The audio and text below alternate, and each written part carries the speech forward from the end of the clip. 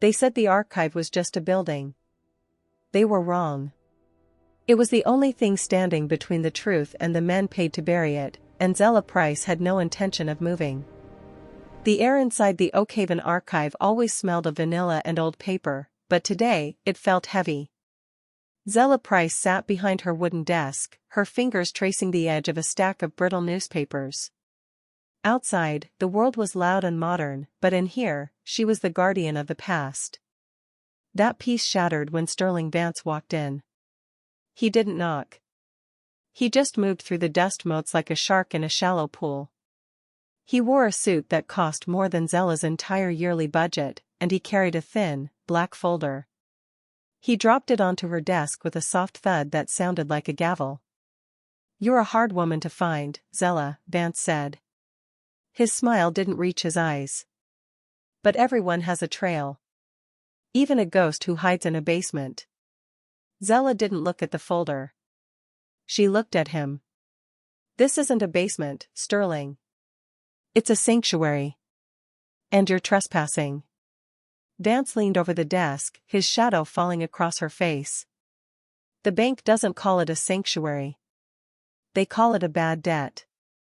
He flipped the folder open. Inside were photos of her past, the small, cheap apartments she had lived in, the hospital bills from her foster mother's final days, and the red past due notices she thought she had hidden. "I know about the private loans," Vance whispered. "I know you've been using your own paycheck to keep the lights on here. You're drowning, Zella. If I show this to the board, they won't just fire you. They'll sue you for mishandling funds." Zella felt a cold chill run down her spine. Her heart hammered against her ribs like a trapped bird. Everything she had worked for, the stories of people who had been forgotten, was tied to this building. If she lost the archive, she lost her we. She took a slow, deep breath, her eyes staying level with his. She refused to let her hands shake. "You think a few bills will make me walk away?" she asked, her voice tight but steady. "I grew up with nothing. I'm not afraid of being broke. But you? You're afraid of the truth that's buried in these files. That's why you're here." Vance's smile faltered for a split second. He slammed the folder shut. "You have 24 hours to sign the papers and vacate. My family has been trying to reclaim this district for 50 years. You're just the last thing in the way. If you don't, I'll burn your reputation to the ground." He turned and marched toward the heavy oak doors. Zella watched him go, her face a mask of iron. But as soon as the door clicked shut, she leaned back and let out a shuddering breath. She was standing her ground, but the walls were closing in. The next morning, the sound of heavy machinery woke the birds in the trees around the archive. Sterling Vance was back, and this time, he had brought a construction crew. Yellow vests moved across the lawn like a slow tide, and the beep-beep-beep of a bulldozer echoed against the old stone walls. Zella stood on the front steps, her arms crossed tight over her chest. She felt small against the giant machines, but she didn't move. Suddenly, a low, smooth hum cut through the noise of the engines. A sleek, matte-black car turned the corner and glided to a stop right in the middle of the driveway. It didn't screech, it just arrived like a shadow. The engine died, and for a moment, the world went completely silent. The construction workers stopped talking. Even the man driving the bulldozer turned off his machine. A tall man stepped out of the black car. He wore a dark coat that looked like armor and moved with a calm that made everyone else look nervous. This was Dominic Cho, the man people called the architect because he could build, or destroy, anything he wanted. Dominic didn't look at the workers. He didn't even look at Vance, who was standing by the gate with a confused look on his face. Dominic simply walked toward the construction foreman and whispered a single sentence. The foreman's face went pale. Without a word, the man waved his hand, and the entire crew began to pack up their tools. Within minutes, the trucks were rolling away, leaving the archive in a sudden, ringing quiet. Dominic walked up the stone steps toward Zella. He didn't look like a savior, he looked like a storm that had decided to pause. He held 2 paper cups in his hands. He stopped a few feet away and held one out to her. The steam smelled like rich, expensive beans, not the bitter stuff she usually drank. "You look like you haven't slept," Dominic said. His voice was deep and steady, like the vibration of a cello string. Zella took the cup, her fingers brushing against his. He was cold, but his gaze was intense. "Who are you?" she asked, her voice cracking just a little. "And why did they leave?" "They left because they know who owns the ground they're standing on," he replied. He didn't smile, but his eyes searched hers as if he were reading a map. He looked past her, into the dark, dusty hallway of the archive where thousands of secrets lived. "I'm not here for the building," he said. "I'm here for a record. A nursing ledger from the 1970s. My family's name is in it and I have reason to believe someone is trying to make sure it disappears." Zella studied him for a long moment. She had spent her career protecting documents from exactly the kind of man standing in front of her. "You just made an entire construction crew leave without raising your voice," she said carefully. "Who does that?" He held her gaze and said nothing. The silence was its own answer. Zella looked at the empty driveway where Vance's crew had been standing minutes ago. She didn't know who Dominic Cho was. But she knew what it looked like when someone was protecting something they couldn't afford to lose. "Come inside," she said finally. "But you touch nothing without my permission." Dominic didn't come alone. An hour after the construction crew fled, 3 people in sharp gray suits marched into the archive. They carried slim silver laptops and scanners that looked like they belonged in a space station. Dominic stood in the center of the main hall, his arms crossed. "My team will have your entire collection mapped and searchable by lunch," he said. His voice was full of confidence. "We use a special program. It finds patterns in seconds." Zella took a slow sip of her expensive coffee and leaned against her scarred wooden desk. "Is that so?" she asked, a tiny smile playing on her lips. "The ledger you want is from 1974. It's in the north wing." The tech team scrambled. They set up their glowing screens and began clicking rapidly. They looked for a digital signal, a barcode, or a Wi-Fi network. They found nothing. The archive was a dead zone for electronics. The thick stone walls and the heavy lead paint from 100 years ago blocked every signal they tried to send. "Sir," one of the experts whispered, looking panicked. "The scanners can't calibrate. There are no digital tags on any of these boxes. It's just paper." Dominic frowned, walking over to a shelf. He pulled out a box, but it was filled with thousands of small, yellowed envelopes. He looked at the labels, but they were written in a shorthand code he didn't recognize. He turned to Zella, who was calmly sharpening a pencil. "Where is the search bar for this place?" he demanded. Zella walked over to a massive wooden cabinet filled with hundreds of tiny drawers. She pulled one open, revealing rows of small white index cards covered in neat, handwritten notes. "This is the search bar, Dominic," she said. She flipped through the cards with lightning speed. Her fingers danced over the paper like she was playing a piano. Dominic watched, completely baffled. He was a man who ruled the world with data and satellites, but here, he was powerless. "Section 4, Shelf 9, behind the records for the old bakery," Zella said, pulling out a single card and holding it up like a trophy. "Your high-tech gadgets are useless here. You need a brain and a library degree." Dominic looked at the little card and then at the frustrated faces of his team. He let out a short, dry laugh. For the first time, the architect looked like he had met a puzzle he couldn't solve with a computer. "You're smug," he noted, though he didn't sound angry. "I'm right," Zella corrected, her eyes sparkling with victory. "Now, tell your team to go get some air. I'll show you how we do things in the real world." The storm hit just as the sun began to set. A sudden crack of lightning lit up the tall windows, followed by a boom that shook the floor.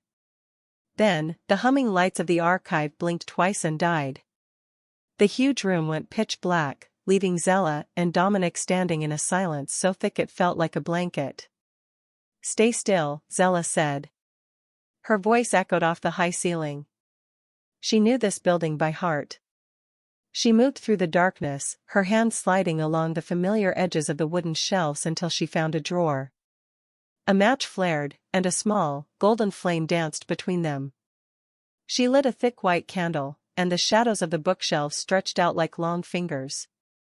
Dominic was leaning against a pillar, his face half hidden in the dim light. He looked at his phone, but there was no signal. For a man who lived by the second, being trapped in a dark room was a new kind of prison. He started to pace, his mind clearly working on a way to fix the situation. "You can stop calculating, Dominic," Zella said softly.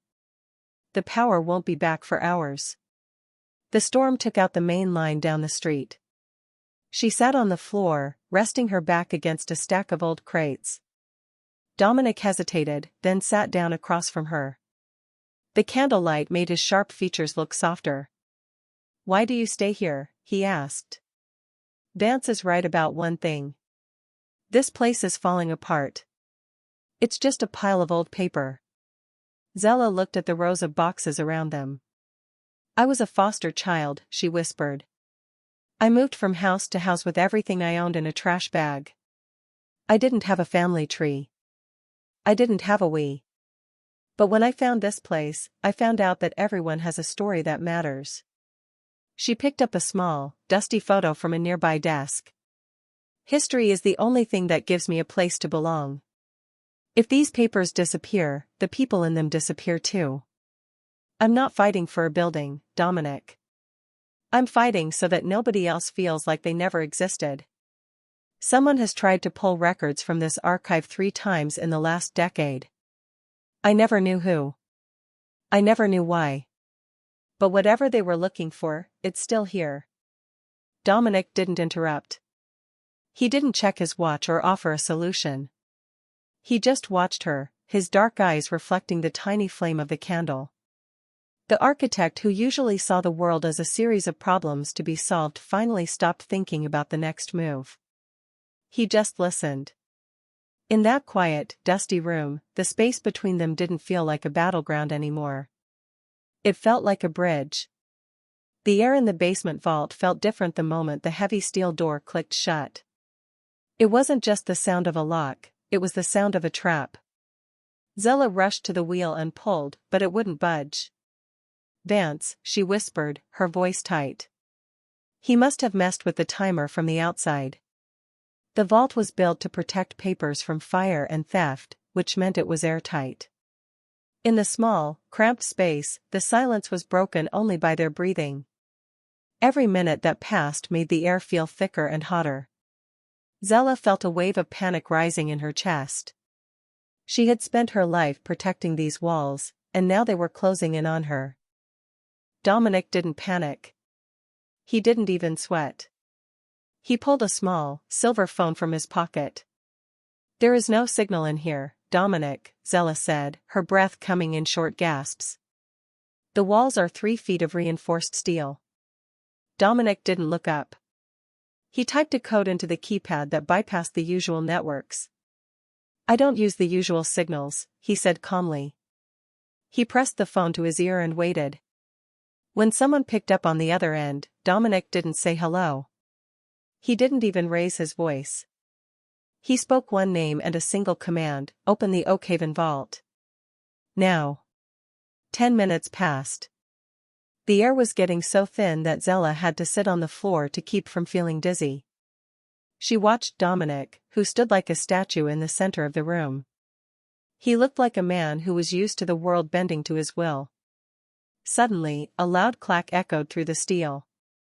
The massive bolts began to slide back, one by one.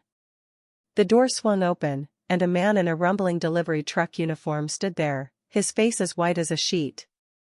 He was shaking so hard he could barely hold his tools. He looked at Dominic with pure terror, as if he had just opened a cage for a lion. I got the message, Mr. Cho," the man stuttered, stepping back quickly. "I didn't know you were the one inside. I'm so sorry."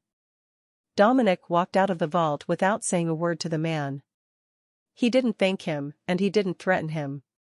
He didn't have to.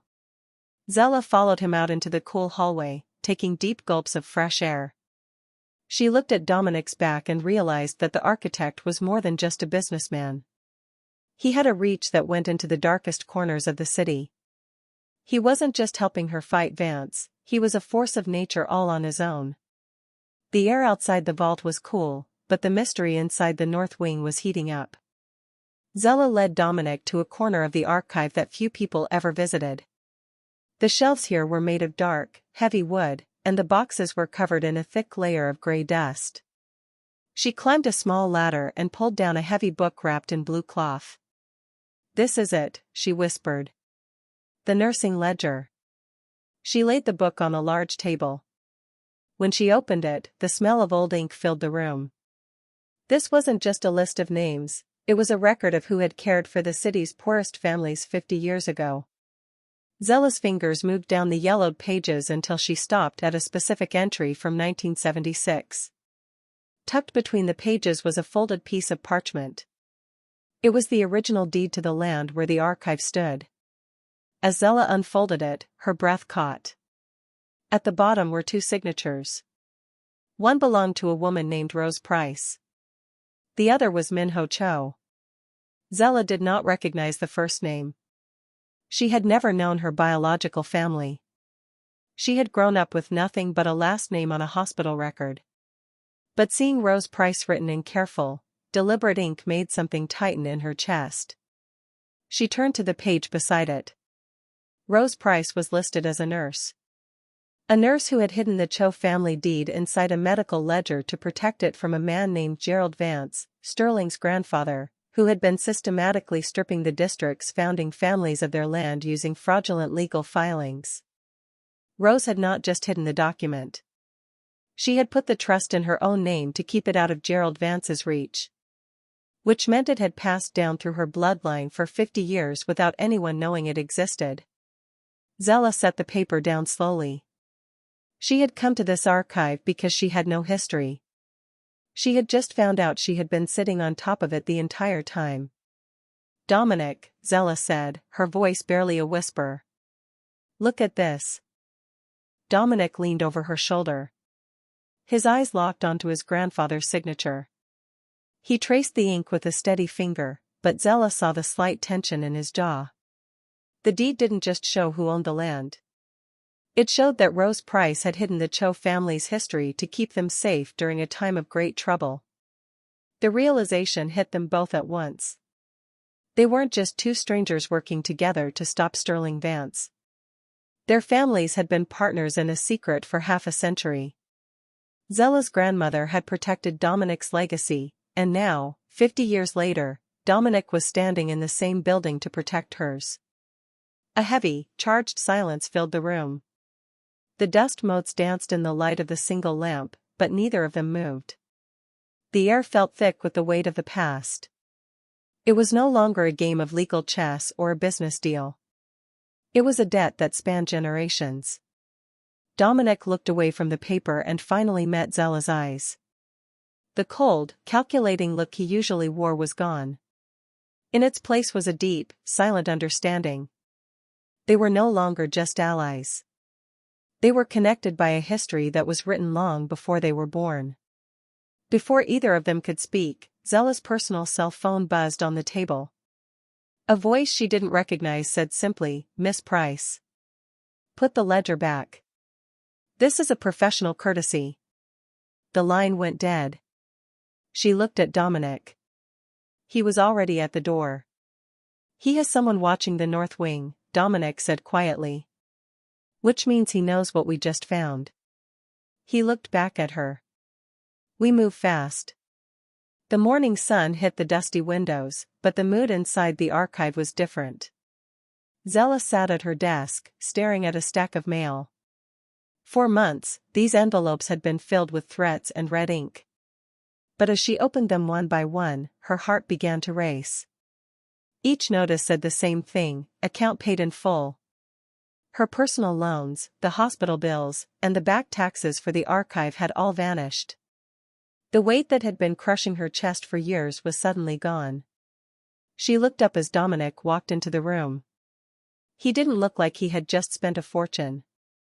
He looked the same as always, calm and steady. He carried a small folder and set it on the desk. It wasn't a dossier or a threat. It was the deed they had found, now legally stamped and filed in her name. "It's over, Zella," he said. "Vance can't touch you. The bank can't touch you. This place is yours, truly and forever." He closed the folder and slid it across the desk.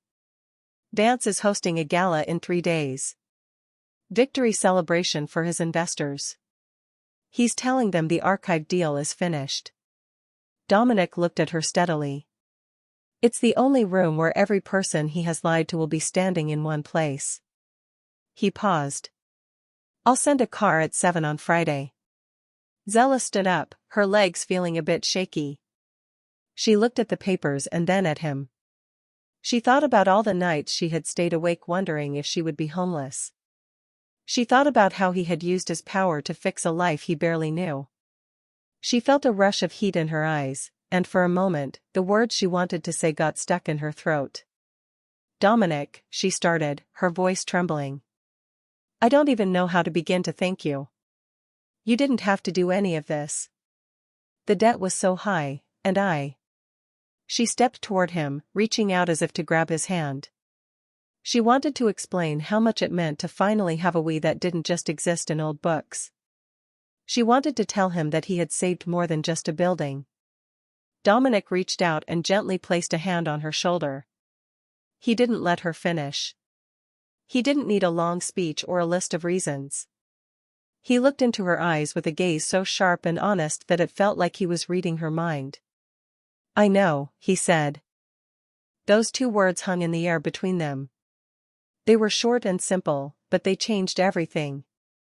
In that one moment, the silence said more than 1,000 pages of history. He wasn't just her ally anymore, and she wasn't just a curator he was helping. They were perfectly in sync. The walls she had built around her heart were finally starting to crumble. Zella stood in front of the tall mirror in her small apartment, but she hardly recognized the woman looking back. For years, she had worn oversized sweaters and dusty cardigans. She had spent her life trying to blend into the shadows of the archive. But tonight was the final gala, and tonight, she was stepping into the light. On the bed lay a custom-tailored suit she had bought 3 months ago and never worn. She had found it in a second-hand shop downtown, buried under a rack of soft pastel dresses.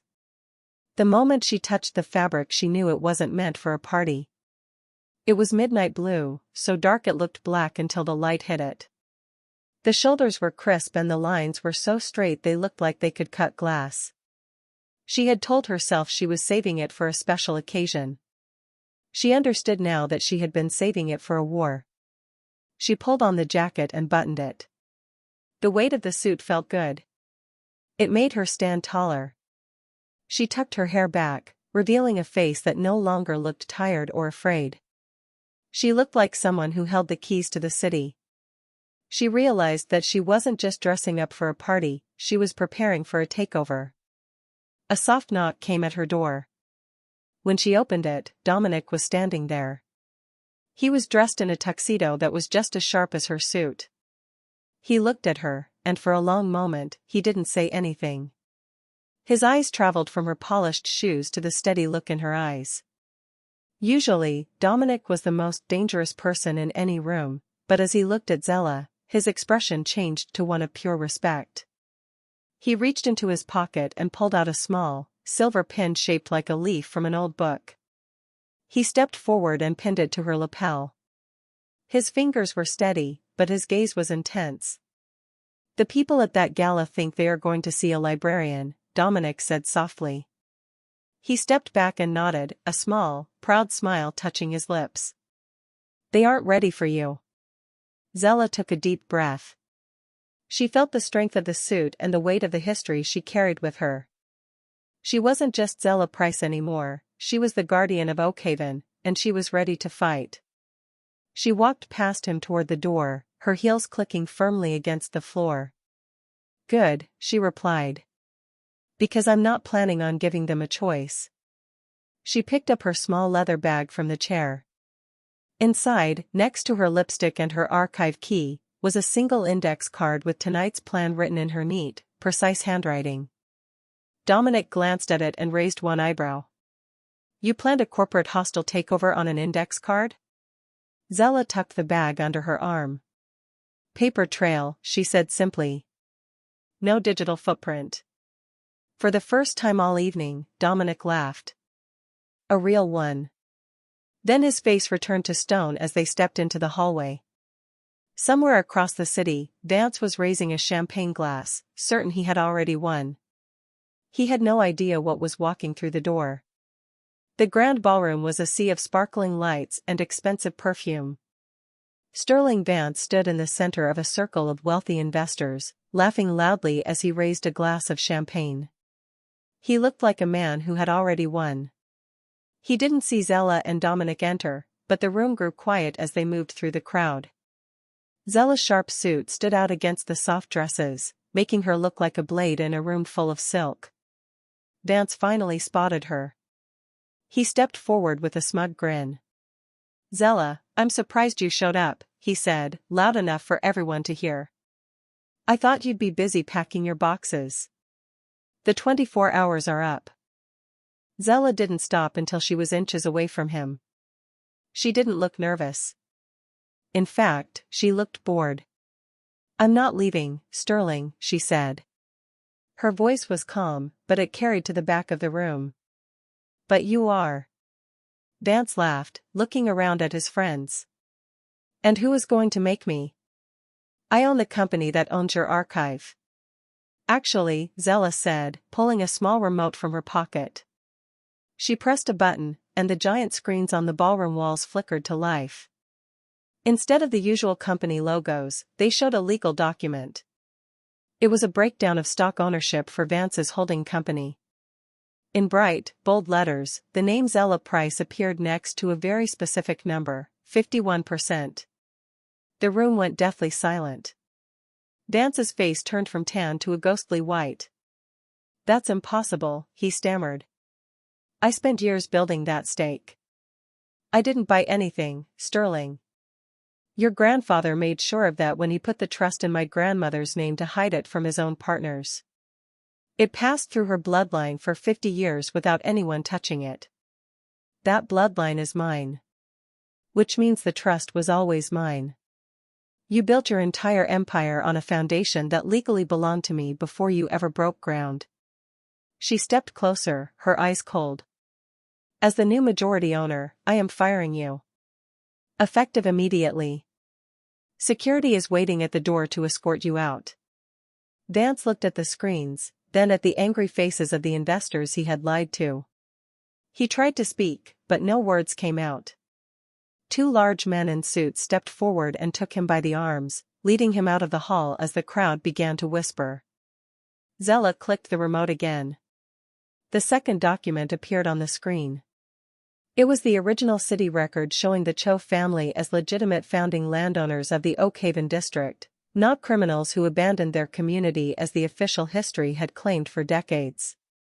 Gerald Vance had filed false records to erase them. Tonight those records were corrected. Dominic's family had not run. They had been pushed out. Now the city knew it. Dominic stood beside her, his hand resting lightly on the small of her back. He didn't need to say a word. The look of triumph on Zella's face said it all. The archive wasn't just saved, it had just taken over the world. The morning after the gala, the archive felt different. The air was still and quiet, but the heavy weight of fear was gone. Sunlight poured through the tall windows, turning the dust in the air into sparkling gold. Zella sat at her desk, listening to the peaceful sound of a clock ticking on the wall. The machines and the construction crews were gone. The Oakhaven Archive was finally safe. A soft sound at the door made her look up. Dominic was standing there. He wasn't wearing his sharp gala suit today. He looked more relaxed, but his eyes were still as bright as ever. He walked across the room, his footsteps echoing on the old stone floor. The paperwork is finished, Dominic said, stopping at her desk. Vance's old company is being broken apart. No one will ever try to evict this place again. He reached into his pocket and pulled out something wrapped in a piece of soft velvet. He placed it on the desk in front of Zella. When she unwrapped it, she gasped. It was a massive, 100-year-old brass key. It was beautiful and heavy, with a round top that felt smooth in her hand. This is the original key to the front gates, Dominic explained. My grandfather kept it for 50 years. He wanted to make sure it only returned to someone who truly understood what this building meant. It belongs to you now. Zella picked up the key. It was so large that it took up her whole palm. She felt the history of the archive in the cold metal. This was more than just a tool to open a door, it was a symbol of her grandmother's courage and Dominic's loyalty. She looked up at him, a warm smile spreading across her face. It's perfect, she said. Then, she let out a small, playful sigh and shook her hand. But honestly, Dominic, it's incredibly heavy. My pockets aren't built for something this big. How am I supposed to carry this around all day? Dominic leaned against the desk, a real smile finally breaking across his face. He didn't look like a mysterious boss or a dangerous shadow anymore. He just looked like a man who had finally found where he belonged. Well, he said softly, his voice full of warmth. If the weight is too much, I suppose I'll just have to stay here and help you carry it. Zella laughed, and for the first time in her life, the archive didn't just feel like a museum of the past. It felt like the beginning of a very long, very bright future. Together, they turned toward the shelves, ready to protect the stories that were yet to be written.